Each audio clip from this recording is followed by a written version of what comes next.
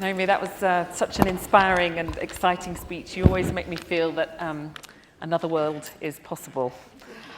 I'm intrigued, though, when you say that what's needed is that we radically change our political and economic model. That's a very big ask. And so I guess I just wanted to start by asking you, what should we do?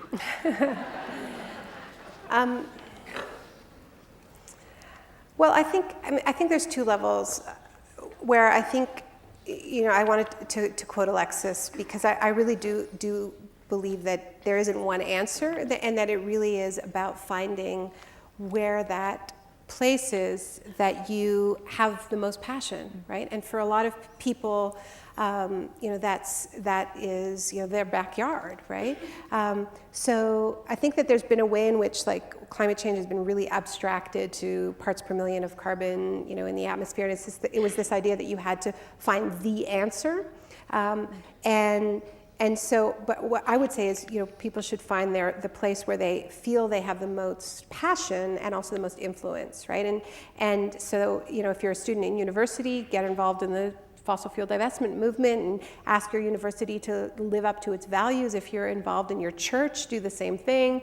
If you live in a part of the world that's in the midst of, a pitched energy battle over whether or not you're going to be powered by coal and nuclear, or whether you're going to transition to renewables, get involved in that, So I don't think there is one answer. I think it's really about sort of interrogating ourselves and finding where our sphere of influence is, If you're in a healthcare professional, think about climate change as a health issue. If you're a teacher, how can you maximize your influence with your students? But I have to say that since I've been kind of touring with the book a bit in the States, I think the issue that is most alive in this country is that people feel like no matter what they do, their political system doesn't respond to them, right? So I think particularly in this country, climate change leads us to this profound legalized corruption, right? That guides the way in which elections are financed, corporate personhood. So I do think that the world needs the United States to deal with with the way in which politicians are owned by huge corporations. And I think that it's important to remember the Koch brothers they made their money in fossil fuels, right? They're a fossil fuel. They don't only trade in fossil fuels, but it's a huge part of who they are. And so I feel like that where you see it so clearly, that real cost of that corruption, that climate change could maybe be a catalyst for all these other movements that know they won't get anything done until they deal with campaign finance, right? To come, to just bring people together. So I think that that has to be a layer in everything we do. It's kind of like we have to do all these local things, and we have to deal with money and politics, particularly in the U.S. So in the US, it's mostly about being local, but it's also about being noisily political on a federal scale. I think there has to be that two tracks, and I think as going into an election year, there's always going to be this no, it's just all about the horse race, and we have to remember that there's a profound structural problem, which is why there are such bad options in every electoral cycle. And the problem with this country, and I don't know if you've noticed this since you moved here, Kath, but I mean, it's obsessed with elections, right? Yeah. And there's this weird paradox, right? Of everyone knowing that the electoral system is totally broken, yeah, and also simultaneously paying more attention to elections than anywhere else on earth, right? No, there's a British election that's in a couple of weeks' time, and the entire length of the campaign is 6 weeks. And everyone in Britain is complaining this is going on so long, it's so long. I mean, whether it's there's midterms, and so it's basically in an election all the time, right? So and in a way it becomes this endless distraction, because when do you deal with the structural issue of why none of these elections will deliver any kind of real change? But I think that's what I'm interested in. If you are a political person in the United States, how you can feel you have any agency, any power, any impact at all. Particularly in climate, because in most countries in the world, there are quite a lot of people in power who at least believe that climate change is a fact. And obviously there is one very important political party in this country which doesn't. So how can Americans feel they can have an impact? Mm-hmm. Well, I mean, it's important that, I mean, the Republicans were not engaged in the kind of climate denial that they are engaged in, and now, even as recently as 2009, right? Yeah. And I actually think that the fact, like that the power of Citizens United, the growing power of corporate money in politics, and the fact that now you can't find a Republican that believes in climate change are related, right? So I think, rather than focus on how do we change the mind of the deniers, and there's tons of discussion about this, as if this is just about changing minds, as opposed to understanding why it is, who is funding this, why, where did this movement come from, and why all of a sudden did belief in climate change on the right, just side of the spectrum, just collapse all of a sudden. And that was part of this very deliberate campaign funded by politicians that, as I said, have a huge amount to lose if climate action succeeds. So I think we need that to track. But I would just say that we need to define politics not just as elections. And it's not to say that elections don't matter, but when the U.S. enters a presidential election, I always think about Howard Zinn's phrase. I think it was around in the 2008 campaign. He said, "I'm not saying elections don't matter, but I'm saying you should think about it for, the 2 minutes that you go into the election booth, and just stop obsessing about it. The rest of the time, do the work that we need to actually change the system." It's almost like the elections are a sort of proxy for real politics. It They're is, a kind of pretense of something. Yeah. Yeah, and I think that's reflected in the media too, right? Where you have this, obsessive coverage of Washington, and it makes people feel like they're getting news. But I'd be kind of interested. I'm sure people would be a little bit interested, Kath, in what you've noticed. You've been in the States for 8 months, right? Yeah. And so I think that having that fresh eye from a media perspective and editing Guardian, like, what have you noticed about this? I mean, I guess I sort of think the main thing is the lack of decent news sources. And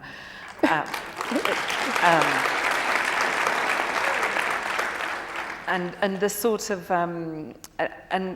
it's taken us a long time to try and work out what the news agenda is. Just dominated by 2 or 3 stories every day that seem to have been decided by sort of CNN, or they choose just 2, I think, for each day. And and there's so much going on in the world that's so interesting, and it's been quite perplexing for me, actually. And I guess if I was a progressive person, I mean, I think the New York Times is pretty good. It's not perfect, but it's pretty good. I think the Washington Post is pretty good, and I think some of the NPR stations do really interesting work. But if I was a progressive person, or even just a liberal living anywhere outside of those places, so that's quite a big expanse of country and a huge population, I just don't know where I'd get my news. And I think that's probably why The Guardian, it would be where I'd advise people to go to. It's why we're expanding in the US. I think there's a big need. I think people want information they can trust, from a source they can trust, And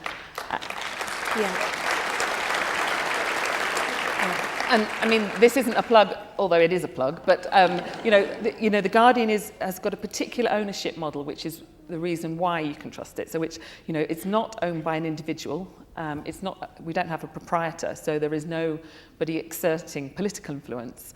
And because it's owned by a trust, and there are no shareholders, it means that all The Guardian's profits go back into journalism. No one can make can get rich out of The Guardian, so there is no commercial pressure either on the editor. So that's quite a distinctive model. I think it's the ideal model for journalism, but there are very few places in the world that adopt that model, and that's one of the reasons, I think, why in the States there's this lack of decent news sources that you can trust. Yeah. But I'm asking the questions. Right. So you've just had a big book tour, Naomi. Yeah. You've been to the US, you've been to Canada, all around very intensively. You've been to Britain, Germany, Spain, the heart of austerity, Europe. Spain's got youth unemployment of 55%. Yeah. I'm just interested in how they've responded to the book. Do they respond more to the economic message, to the environmental message? How's it going down in austerity Europe? Well, it's been interesting because before the 2008 financial crisis, Europe was leading the world on climate. And all of these countries were rolling out renewable energy very quickly, including Spain, including Greece. And one of the impacts of austerity, I mean, when we think of austerity, we mostly think about these huge cuts in salaries, these massive cuts to social programs, and this is what is sparking people to riot, form political parties like Syriza and Podemos. But that is not the only impact of austerity. There is also a huge ecological impact. So Spain, for instance, has completely halted its renewable energy program. They're now penalizing people for putting up solar panels. Spain, Greece, Italy, and Portugal they're all in the midst of their own fossil fuel frenzy, fracking for gas, drilling for oil offshore. I mean, Greece, drilling in the Ionian and Aegean seas. This is beyond the beauty, right? I mean, this is their economy is based in tourism and fishing, and here they are putting that at risk. Italy has plans to double its offshore oil extraction. So they're not doing renewable energy. They are doing more fossil fuels, all in the name of getting out of debt, all in the name of austerity. They're also increasing the cost of public transit. They're privatizing rail systems. So, one of the impacts of the austerity crisis is it's so bad. The social side of it is so bad that people are buying this idea that they can't afford to care about the environment. So, even a party like Syriza, honestly, to some extent, they're not fighting the oil, the push to extract for oil. They're saying, well, instead of using the profits to pay for the debt, we should use it to pay for pensions. And so there's definitely a grassroots move in those countries to connect the ecological crisis and the social side of the austerity crisis, because they are so obviously connected. But I'd say it was a little disappointing to see the leadership of both Syriza and Podemos. Podemos is people know Syriza is the party that won in Greece recently, the big anti-austerity party. Podemos is a really interesting new political formation. They were born out of the Indignados movement, which was the kind of inspiration for Occupy Wall Street. The Indignados occupied the big squares in Spain, and then they formed a political party. And they're leading in some polls. They're leading in Spain. It's literally like, imagine if Occupy Wall Street had formed a political party and were about to win the 2016 elections. Like, that's how that's something to think about. Within Podemos, there are some really interesting thinkers. There's a big move to have energy democracy in Spain. But there's still this sort of sense at the leadership level of, first we have to get out of crisis, and then we'll deal with climate change, as opposed to if we take climate change seriously, this could be our way out of the climate crisis. This could create huge numbers of jobs. This could rebuild the public sphere. This could fix this broken system. And I kept saying when I was in Spain, it's like, you guys need to say to Germany, we're not going to do what you say. We're going to do what you do. Because Germany is a great example. But the ultimate irony is that Germany's prescribing brutal austerity on all of Southern Europe, which is fueling the climate crisis. So, that was what I said in Germany, was stop feeling so smug because you've just outsourced it, But so it was different. It was different in different countries. But in general, I feel like Europe is getting refocused on climate change, in part because Paris is going to be hosting the next big climate conference, which is like the biggest, in December. And that's sort of the biggest climate event since Copenhagen. And people are getting organized, and they're building these sort of, coalitions, bringing together the anti-austerity movement and the climate movement. And just back to politics here, are there any US politicians that you would get excited about? And perhaps a different, certainly not the same answer I'd have thought, but I just wondered how big you think climate will figure in 2016. I know you don't want to talk about elections, but, Well,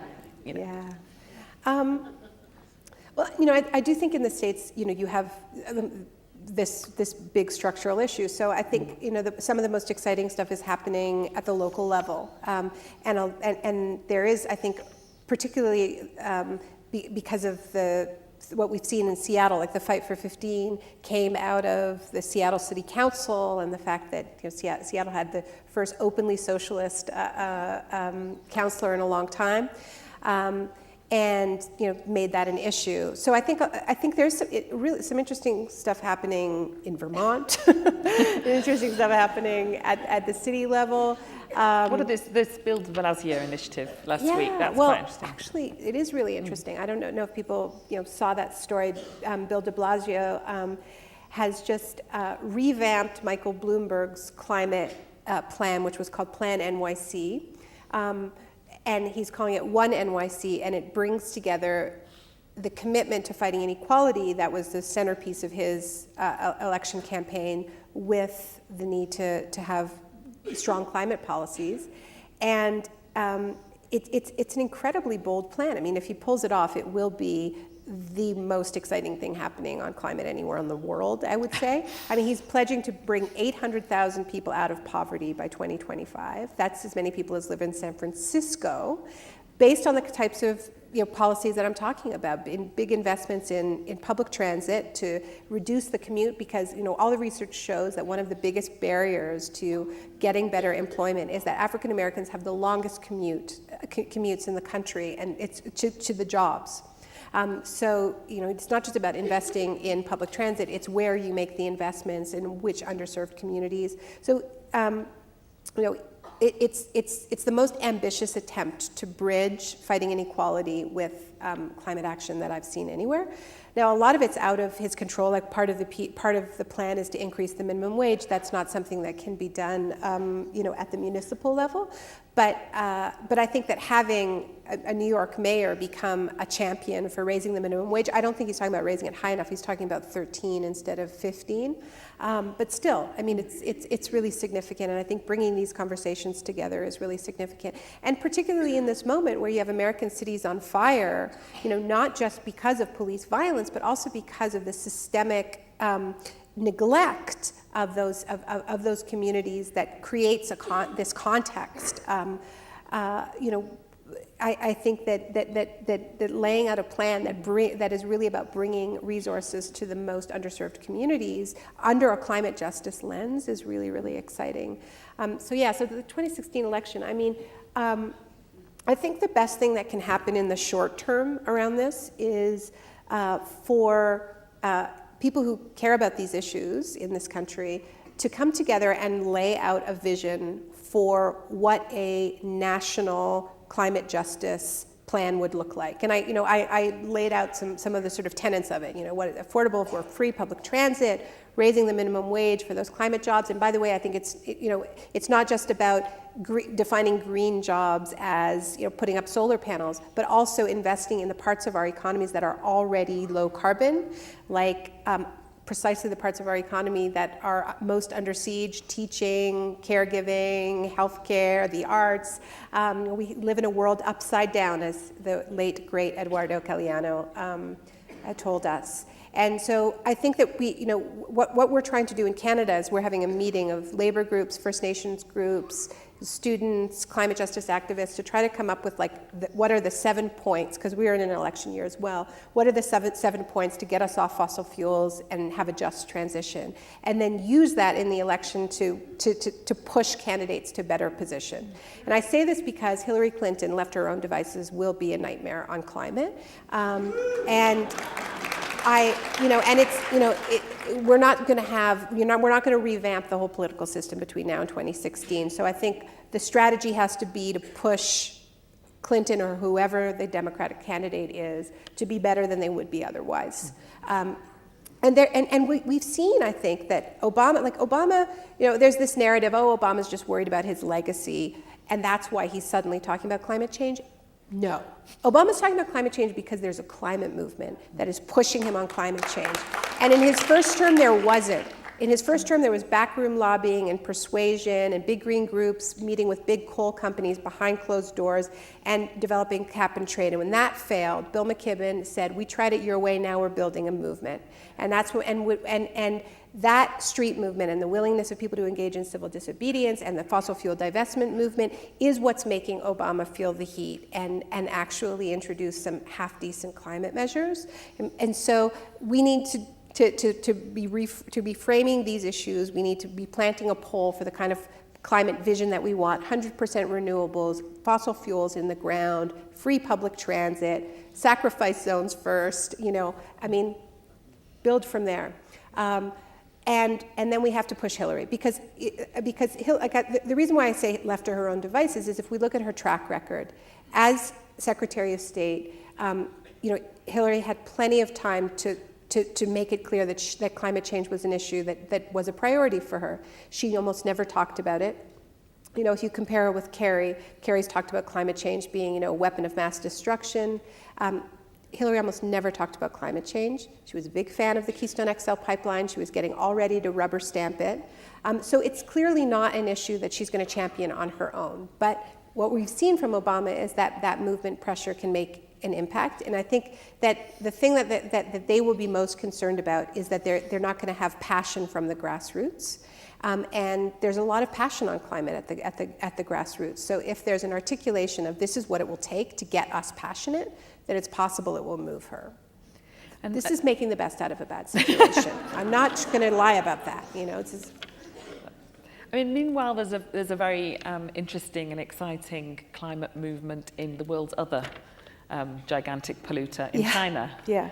And I think that one of the things we tell ourselves about why it's all hopeless. In the book I go through some sort of the various narratives of despair. And one of them is, well, it doesn't matter what we do because of China. And the fact is China is changing, and there is a very vibrant debate going on in China about the real costs of this frenetic quest for growth at all costs, and it's really being sparked by the crisis levels of air pollution, right? In the big cities. In the big cities, and because there have been local uprisings against coal-fired power plants or coal mining. This has been going on for years. But now the air pollution has reached such crisis levels in Beijing and Shanghai and Shenzhen that the winners, now that, because this is, in China, the model's been, there have been big winners and big losers and huge inequality. But now even the winners of this model are, sending their kids to school wearing pollution masks. And, they can build playgrounds that have domes over them, but who wants to, So, that film that people probably heard about, Under the Dome, which was sort of like people are calling it China's Inconvenient Truth. I think the last I checked, it had been watched 250 million times. So anybody saying, China just, they're opening a coal plant a week or whatever the statistic is not paying attention to the fact that there is a huge amount actually that we can learn from what's going on in China right now. What would you say to people who say that we can just rest up because someone will think of a technical solution soon, something you can blow in front of the sun and you just don't, someone will sort it out? Yeah. What would you say to them? Yeah. So, I mean, this is, I think, a form of magical thinking that we engage in. Oh my goodness! Sorry, I told everybody it would be fine if I didn't clip this on. You know. That was magical thinking. So this, you know, it sounds ridiculous, but this is taken very seriously increasingly. This idea that we can geoengineer our way out of the climate crisis, and we can do this by spraying sulfur into the stratosphere and dimming the sun, or fertilizing the oceans. And you know, I mean, what I would say is it's an expression of the same logic that produced the crisis in the first place. This notion that we can treat the Earth as a machine and dominate it completely and not deal with the consequences. You know, I find the most serious of the geoengineering models, which is this sometimes called the Pinatubo option, and it's because it's the idea of mimicking a supervolcano, putting sulfur into the stratosphere to spray basically reflective particles so that the sun is not as strong. This does happen after volcanoes, after supervolcanoes. You do have colder windows. You also have interruptions with the Asian and African summer monsoons. So we're talking about deliberately interfering with the water, the food, you know, the water systems that billions of people on the planet rely on. And it's terrifying, frankly, because I actually could easily see a scenario where, thinking that we are going to protect ourselves, we engage in some sort of desperate last-ditch techno fix that makes things much, much worse, and, you know, extends that sacrifice zone mentality at a scale, you know, really in an unthinkable scale. So yeah, I think it's not a solution. Yeah. But I think, you know, I start the book with a quote from the science fiction writer Kim Stanley Robinson, who's, you know, one of my favorite writers, and he talks about, you know, he says, in my books I've imagined, you know, damming the glaciers. I've imagined, you know, lifting Florida by 30 feet, and hardest of all, comprehensively changing capitalism. Because the truth is, you know, we are so trapped within the logic of this system that we actually think it's easier to turn down the sun than to roll out a renewable energy program in New Mexico where it's really sunny. You know? Yeah, or to raise the minimum wage. To raise the minimum wage. And I guess another point about that is that if you're thinking about throwing sulfur at the sun, that's about as far as you can get from a love of this place, the quote you were saying from Alexis. Yeah. And sort of a link to that, you know, I think one of the most moving things about the modern environmental movement is the role played by indigenous communities. I'm thinking particularly in Canada, of course, where it's had big impact, but also in Australia and Latin America. How do you see that working in the US, and how do you see, is there a global potential for that? Yeah, so, you know, in the book I talk a lot about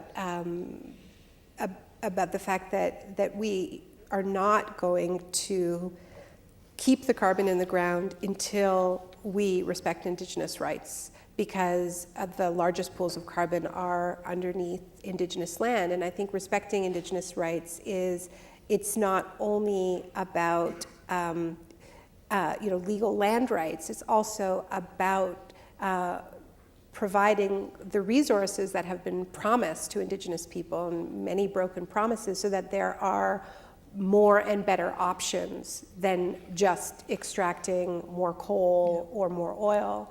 And that's why this idea that First Nations should be first in line for those investments in renewable energy, and also keep the skills and the jobs and the benefits in their communities, is so critical, because it's only when there are better options that we're going to see that transition. And, you know, one of the best examples of this comes from the Navajo and the Black Mesa Water Coalition. I mean, some people know about the Black Mesa Water Coalition. This is, you know, there's been an incredible fight on Navajo land against coal mining and coal power generation, and they've won some really important victories. But they sort of reached a point where, because these jobs are so important to the community, that a group of grassroots young people realized that they'd sort of reached the limit of just saying no to coal, that they were not going to win the next stage of the fight against coal until they were able to provide an economic alternative. So they have this plan to take land that is being reclaimed from coal mining and turn it into a utility scale solar generation facility that would be owned and controlled by indigenous people. And that's like the best example of a just transition, one of the best, but it hasn't moved forward quickly enough. And that's, to me, it's one of the best, it's one of the most exciting possibilities of the fossil fuel divestment movement, is that in addition to divesting from companies whose business model is waging war on life on Earth, we could move some of that money, not just to big green tech companies, but to some of the most innovative climate justice projects that need that funding in order to really get off the ground in a big way, and that's one example. And there are lots of other ones, like Richmond, California, for instance. They've gone through a similar process where they've won in Richmond, California, which is largely African American community, huge Chevron refinery. The community won a big fight against plans to expand the refinery. They think so that they wanted to be able to refine tar sands bitumen. So the community was worried about, they already have very high levels of asthma and big pollution problems. So they were able to fight that expansion in court, but once again they realized, if these are this is still the biggest employer in town. They're not ever going to shut that refinery down until people see other jobs. And so there's a big push in Richmond, California for solar cooperatives. That's another, be a great investment. Take the money away from fossil fuel companies, give it to these climate justice projects. There's a campaign. There's a website people can go to called ourpower.org, and it highlights 6 of these great climate justice projects, like the Black Mesa Water Coalition, like the Richmond Solar Co-ops, some great projects in Detroit. To just give examples of, if you're involved in the fossil fuel divestment movement, these are the first projects that should get investment. But I didn't answer your question about indigenous people. I think that whether we're talking about the Amazon, whether we're talking about the Alberta tar sands, indigenous people are at the forefront of the leave it in the ground movements. I think this, you guys happen to be in a part of the United States that I think somewhat recognizes the power of indigenous land rights. But in most of the country, I would say that the U.S. is behind, for instance, Canada, or Australia, New Zealand, other countries with powerful indigenous rights movements, where it sort of hasn't broken through to the national level. Because there has definitely been a breakthrough where I live in Canada, where non-Indigenous people now understand that respecting Indigenous rights is their best hope of holding back this insane extractive vision of our government. And so, there's been really great coalition building around that. Naomi, what would you say to people who say that your vision excludes people on the right? That there is a tradition of right-wing environmentalism, sort of an ecology movement, conservation movements. One of the best, a really good advocate for the environment in Britain is a politician who is also an advocate for very, very low taxes for rich people like him. Who's that? That was Zach Goldsmith. So are you excluding half the country by making a left-wing environmental vision?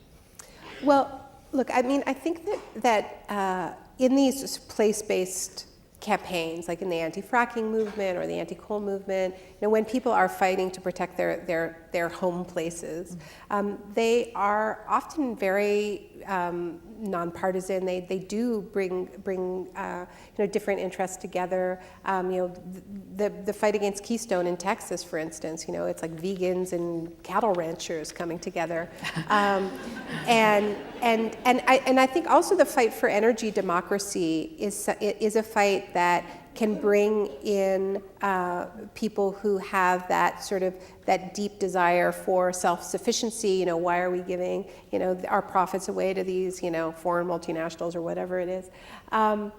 So I think a lot of this is compatible with bringing in conservatives. Also, reviving a tradition of land stewardship, that is there and has been neglected by the Republican Party. But I think that, that the issue of whether or not conservatives can be part of this movement is different from whether or not the Republican Party, as it's currently constituted, is worth building coalitions with, because because what I see is that bipartisanship becomes this obsession with some green groups, and the compromises entailed in that are just simply too great, right? I mean, this is what the whole idea of cap and trade, right? This was this idea of we're going to get together with Duke Energy and Chevron, and we're going to design energy policy. Well, lo and behold, when you do that, you come up with a piece of climate legislation that is utterly meaningless. I have a quote on the book from one of these companies that say, well, if you're not at the table, you're on the menu, right? They need to be on the menu.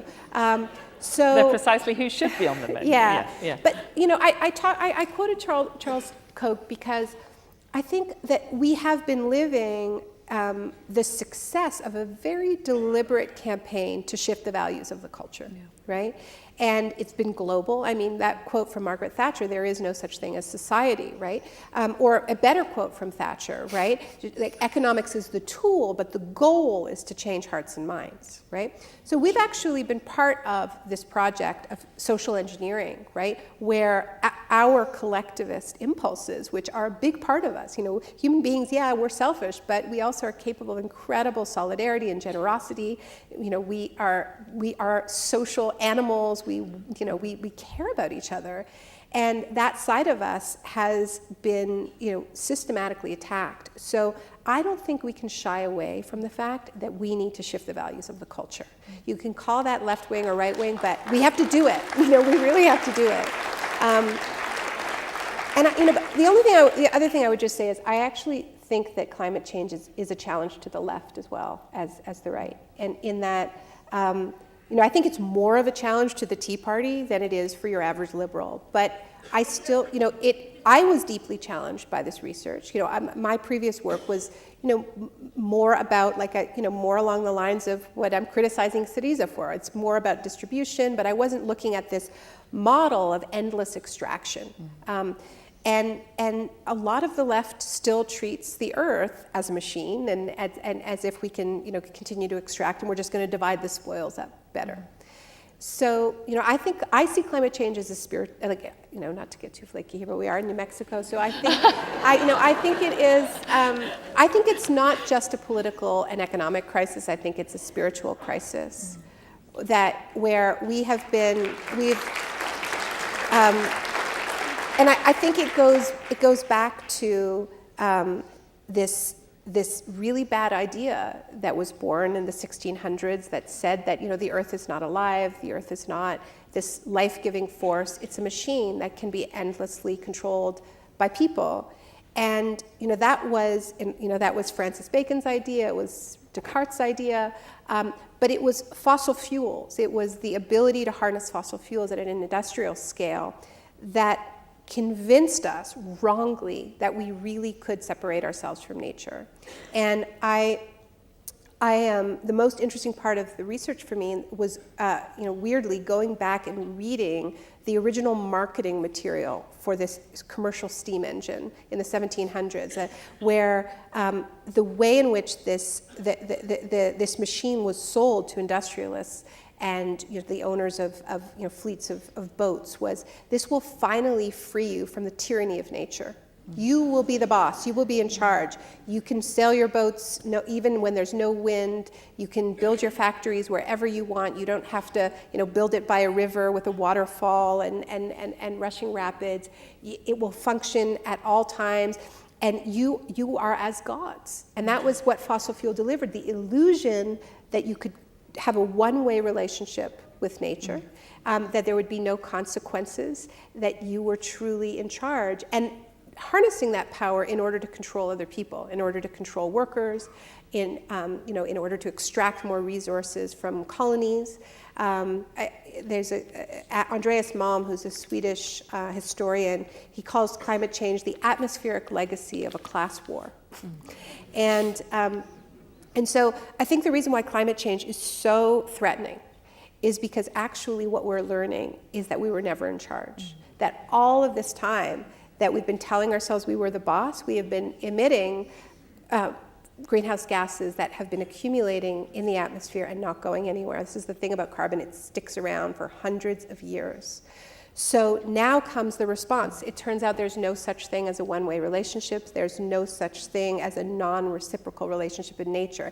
Every action has a reaction, and the reaction is floods and droughts and these forces that say, you thought you were in charge? You're a guest here. Yeah. And so, like, I don't think that's a demotion. Like, I think that, I understand that, within a dominance-based worldview, that it feels like a demotion to find out that you actually are part of nature. But I actually think it's something to be celebrated and embraced. And